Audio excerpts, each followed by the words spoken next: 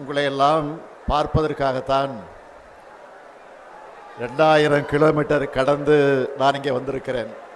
आप सबको देखने के लिए मैं 2000 किलोमीटर पार करके आया हूं.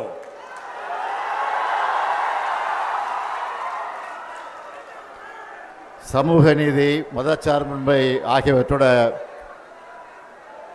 அடையாளம் அவர். सामाजिक न्याय और धर्मनिरपेक्षता यही लालू प्रसाद यादव जी की पहचान है. பீகார் என்றாலே மரியாதைக்குரிய லாலு பிரசாத் யாதவ் அவர்கள்தான் எல்லோருக்கும் நினைவுக்கு வருவார். बिहार के नाम आते ही हमें माननीय लालू प्रसाद यादव जी याद आते हैं. தலைவர் கலைஞர் அவர்களும் லாலு அவர்களும் மிக நெருக்கமான நண்பர்களாக இருந்தார்கள். हमारे नेता कलंजर करुणानिधि जी और लालू जी बहुत घनिष्ठ मित्र रहे. எத்தனையோ வழக்குகள் மிரட்டல்கள் வந்தாலும் பாஜகவுக்கு பயப்படாம அரசியல் செஞ்ச காரணத்தினால இந்தியாவோட மிகப்பெரிய அரசியல் தலைவர்கள் ஒருத்தரா உயர்ந்து நிற்கிறார் லாலு பிரசாத் அவர்கள். कितने ही मुकदमे और धमकियां आई, लेकिन भाजपा से डरे बिना राजनीति करने के कारण लालू प्रसाद जी भारत के सबसे बड़े राजनीतिक नेताओं में एक बनकर खड़े हैं. அவருடைய வழித்தடத்தில் அப்பாவுக்கு தப்பாத பிறந்த பிள்ளையா உழைச்சிக்கிட்டு இருக்கிறார் தேஜஸ்வி அவர்கள். और उनके पक्षिणों पर उनके योगी पुत्र श्री तेजस्वी जी ने संघर्ष कर रहे हैं. கடந்த ஒரு மாத காலமா இந்தியாவே பீகாரை தான் பார்த்துக்கிட்டு இருக்கு.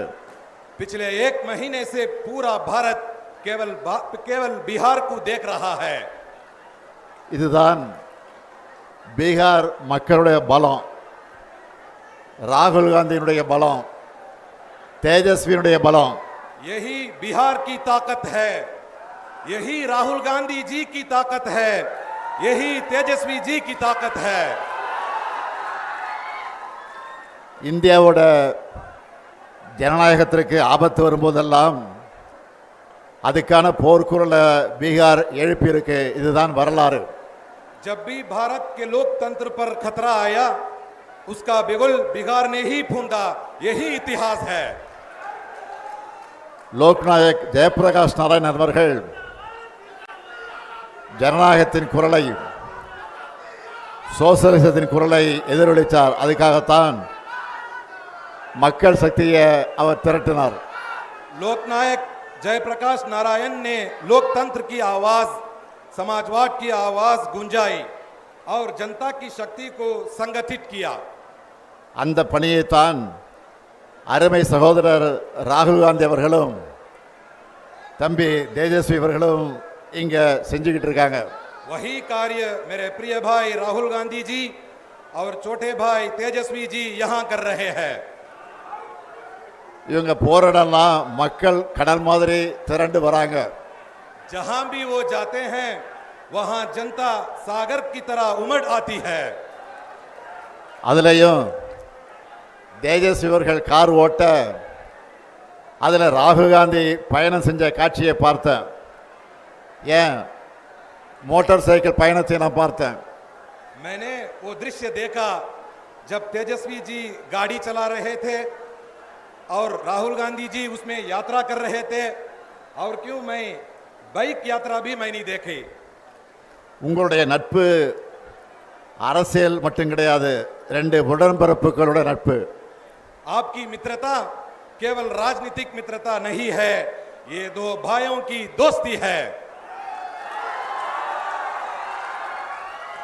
ஜனநாயகத்தை காக்க மக்கள் நலனுக்காக நீங்க ஒன்று சேர்ந்திருக்கீங்க. जनता की कल्याण और लोकतंत्र की रक्षा के लिए आप एकजुट हुए हैं.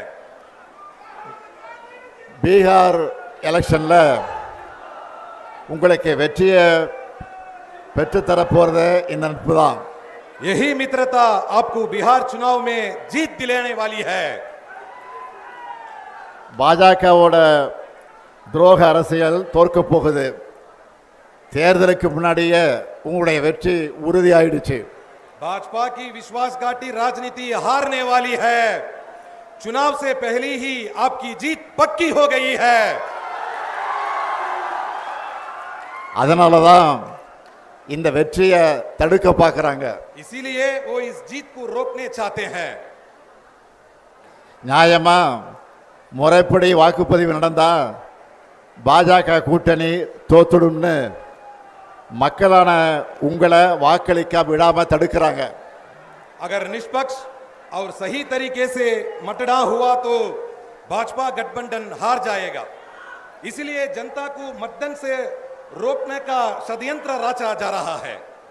தேர்தல் ஆணையத்தை கீ கொடுத்தா ஆடுற பொம்மையா மாத்திட்டாங்க. चुनाव आयोग को वो रिमोट से चलने वाली कठपुतली बना चुके हैं। 65 லட்சம் பீகார் மக்களை வாக்காளர் பட்டியலிருந்து நீக்கினது ஜனநாயக படுகொலை. 65 लाख बिहार वासियों को मतदाता सूची से हटाना लोकतंत्र की हत्या है। சொந்த மண்ணில் பிறந்து வாழ்ந்த மக்களை வாக்காளர் பட்டியலிருந்து நீக்கிறதை விட பயங்கரவாதம் இருக்க முடியுமா? अपने ही जन्मभूमि में जहां लोग रहते हैं उन्हें मतदाता सूची से हटाना क्या ये आतंकवाद से भी खतरनाक नहीं है? எல்லா அடையாள அட்டைகளை வச்சிருந்தாலும் அவங்கள அட்ரஸ் இல்லாதவங்க போல ஆக்குறது அழித்தொழிப்பு தானே. सभी पहचान पत्र होने के बावजूद उन्हें पता नहीं है ऐसा दिखाना क्या ये विनाश नहीं है? சகோதரர்கள் ராகுலும் தேஜஸ்வியும் பெறப்போற வெற்றியை தடுக்க முடியாத பாஜக கொல்லைப்புற வழியா இந்த வேலையை பார்க்குது. मेरे भाइयों, राहुल जी और तेजस्वी जी की जीत को रोक ना पाने वाली भाजपा अब गुप्त रास्तों से ये काम कर रही है। இதுக்கு எதிராக என்னோட சகோதரர்கள் முன்னெடுத்துள்ள இந்த போராட்டத்தை வாழ்த்துறதுக்காகத்தான் நான் இங்க வந்திருக்கிறேன். इसी अन्याय के खिलाफ मेरे भाइयों ने जो आंदोलन छेड़ा है उसे समर्थन देने के लिए मैं तमिलनाडु से आया हूं। அதுலேயும் குறிப்பா ராகுல் காந்தி அவர்கள் தேர்தல் ஆணையத்தோட வாக்கு திருட்டு மோசடிகளையும் அம்பலப்படுத்திக்கிட்டு இருக்கார். இதுக்கு தேர்தல் ஆணையத்தால முறையான ஒரு பதிலை கூட சொல்ல முடியல. विशेषकर राहुल गांधी जी ने चुनाव आयोग की धांधलियों और वोट चोरी को उजागर किया है। ஆனா इसका जवाब तक चुनाव आयोग नहीं दे पाया। ஆனா ராகுல் காந்தி அவர்கள் உறுதிமொழி பத்திரம் தாக்கல் செய்யணும், மன்னிப்பு கேட்கணும்னு தலைமை தேர்தல் ஆணையர் ஞானேஷ்குமார் சொல்லுகிறார். लेकिन मुख्य चुनाव आयुक्त ज्ञानेश कुमार कहते हैं कि राहुल गांधी जी को शपथ पत्र दाखिल करना चाहिए, माफी मांगनी चाहिए। இந்த மிரட்டலுக்கெல்லாம் ராகுல் காந்தி பயப்படுவாரா? क्या राहुल गांधी ऐसा डरने वाले हैं? ராகுல் காந்தியோட வார்த்தைகள்லையும் கண்கள்லையும் எப்பவும் பயம் இருக்காது. राहुल गांधी जी की आंखों में और शब्दों में कभी डर नहीं होता। ராகுல் காந்தி அவர்களை பொறுத்த வரைக்கும் சும்மா அரசியலுக்காக மேடைகளுக்காக பேசுறவர் கிடையாது. தான் பேசுற ஒவ்வொரு வார்த்தையும் மிகுந்த கவனத்தோடு பேசுறவர் அவர். वो केवल राजनीति या मंच के लिए नहीं बोलते, जो भी कहते हैं बहुत सोच समझकर कहते हैं। இப்போ ஏன் பாஜக அவர் மேல பாயிறாங்கன்னா आज भाजपा उन पर इसलिए टूट पड़ी है। பாஜக தேர்தலை எப்படி கேலி கூத்தாக்கிடுச்சுன்னு ராகுல் காந்தி வெளிச்சம் போட்டு காட்டிட்டார். அந்த ஆத்திரத்தில் பாஜக அவர் மேல பாயிறாங்க. क्योंकि उन्होंने दिखा दिया भाजपा ने चुनाव को कैसे मजाक बना दिया है, इसलिए उन पर भाजपा टूट पड़ी है। மக்களுடைய வாக்குரிமையை பறிக்கிற பாஜகவோட அதிகாரத்தை மக்கள் நிச்சயமாக பறிப்பாங்க. அதைத்தான் பீகாரில் இப்போ கூடியிருக்கக்கூடிய இந்த கூட்டம் எடுத்து காட்டுகிறது. लोगों के मताधिकार को छीनने वाली भाजपा की सत्ता को जनता जरूर छीन लेगी, यही संदेश ये भीड़ दे रही है। 2024 நாடாளுமன்ற தேர்தலில் இந்தியா கூட்டணிக்கான அடித்தளத்தை இங்கே இருக்கக்கூடிய பாட்னாவில் தான் விதைச்சோம். எங்களுக்கு சமமான அரசியல் எதிரிகள் இல்லை, எதிர்க்கட்சிகள் ஒன்று சேர மாட்டாங்கன்னு நினைச்ச பாஜகவோட கர்வத்தை தகர்த்த இடம்தான் இந்த பீகார். 2024 लोकसभा चुनाव के लिए इंडिया गठबंधन की नींव हमने यहां पाटना में डाली। भाजपा को लगा था विपक्षी पार्टियां कभी एकजुट नहीं होंगी, उस घमंड को बिहार ने तोड़ा। 400 இடம்னு கனவு கண்டவங்கள 240 அடக்கினது இந்தியா கூட்டணி. 400 सीटों का सपना देखने वालों को 240 में समेट दिया इंडिया गठबंधन ने। மெஜாரிட்டின்னு ஆட்டம் போட்டவங்க மைனாரிட்டி ஆகிட்டாங்க. மக்கள் சக்திக்கு முன்னாடி எப்படிப்பட்ட சர்வாதிகாரியை மண்டியிட்டு தான் ஆகணும்னு மீண்டும் பீகார் நிரூபிக்கணும். बहुमत के डिंडोरा पीटने वाले अल्पमत में बदल गए। जनता की ताकत के आगे हर तानाशाह को झुकना ही पड़ता है। ये फिर एक बार बिहार साबित करना है। அருமை சகோதரர் ராகுல் காந்தி அவர்களே, நீங்கள் இன்னைக்கு இந்தியாவுக்கான வழக்கறிஞரா இருக்கீங்க. मेरे प्रिय भाई राहुल गांधी जी आज अब भारत के वकील हैं। உங்களால இந்திய மக்களுக்கு நீதி கிடைக்கும், இந்தியாவில் ஜனநாயகம் தழைக்கும். आपके कारण भारत के लोगों को न्याय मिलेगा, भारत में लोकतंत्र फूले फलेगा।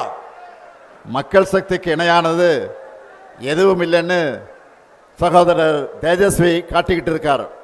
मेरे भाई तेजस्वी ने दिखा दिया है कि जनता की ताकत से बड़ा कुछ नहीं है। நீங்க ரெண்டு பேரும் பீகார்ல பெறப்போற வெற்றி தான் இந்தியா கூட்டணியோட அடுத்தடுத்த வெற்றிகளுக்கு அடித்தளமாக அமைய போகிறது. आप दोनों को बिहार में मिलने वाली जीत इंडिया गठबंधन की आगे की जीतों की नींव रखेगी।